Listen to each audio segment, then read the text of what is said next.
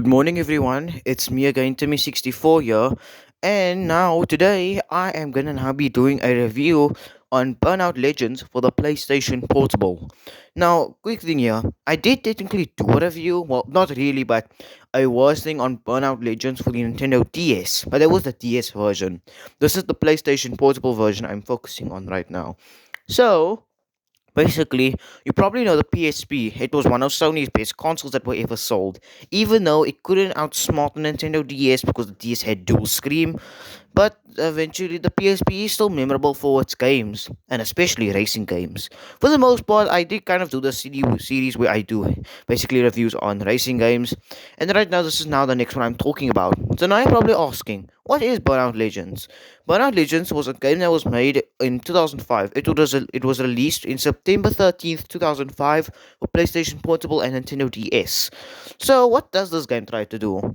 Burnout Legends is essentially meant to be a spin off game of the Burnout franchise because most of the Burnout games released on consoles, not really handhelds. So basically, how this works is basically you have all your three Burnout games: Burnout 1, Burnout 2, Point of Impact, and Burnout 3 Takedown.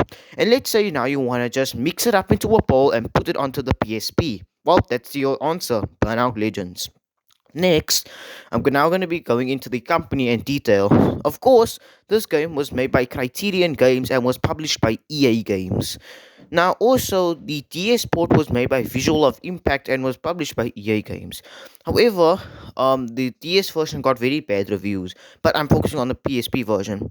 First, now also gonna go into this gameplay probably seeing. I'm planning this on the PPSSPP emulator for the most part, so yeah. Next is I want to go into the gameplay, or actually maybe first the controls. The controls are simple for this game.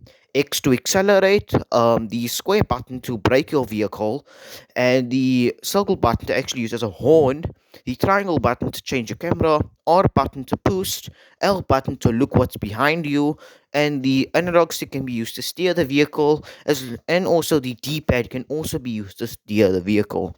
Next is I want to go into the gameplay. The gameplay is pretty much simple. Now, most game modes do return. For example, the pursuit mode from Burnout 2. This makes it a turn now. On top of that, the compact cop also makes it a turn. So, yeah, for the most part. So, basically, for the most part, pursuit mode returns. If you haven't played Burnout 2, how it works is you need to chase down a rival that you need to try and take down. Every time you slam into them or grind with them, their health bar lowers. For the most part, though. Crash mode, of course, does return as well. Road rage, race, and also burning laps do return. So for the most part, yeah. Next is also there's also about 89 cars in this game because it takes most of its predecessor cars from Burnout 2 and the rest also from Burnout 3. However, if we compare that to Burnout 3 though, Burnout 3 had 67 cars. And I mean, don't say actually 67. Don't say 67 in the comments, please. But anyways, yeah. So for the most part, that's it.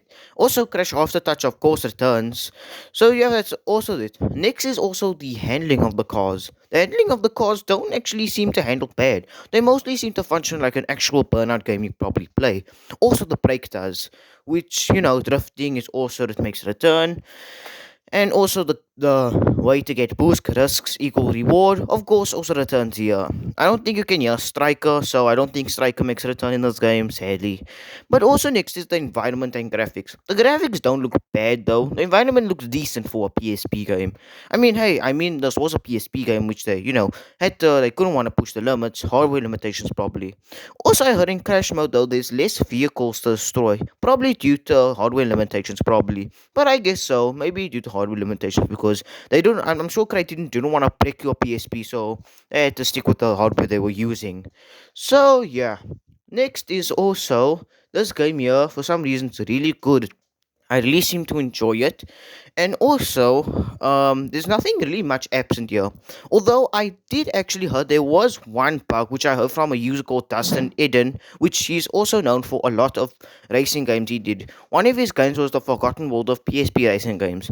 He said there was just one bug. Whenever you take down a rival sometimes, they'll no clip and actually get out the map. I wouldn't. This really doesn't affect me because maybe I just like playing this game and taking down rivals. That's all I do. In terms of the cars, though, there's a good variety of cars. Like I did say, there was about 89 cars. The only downside is there were cars that were available in multiplayer, which you'd have to unlock. But sadly, you can't get them because the multiplayer, the online servers shut it down long time, so there's no way on getting those anymore. So yeah.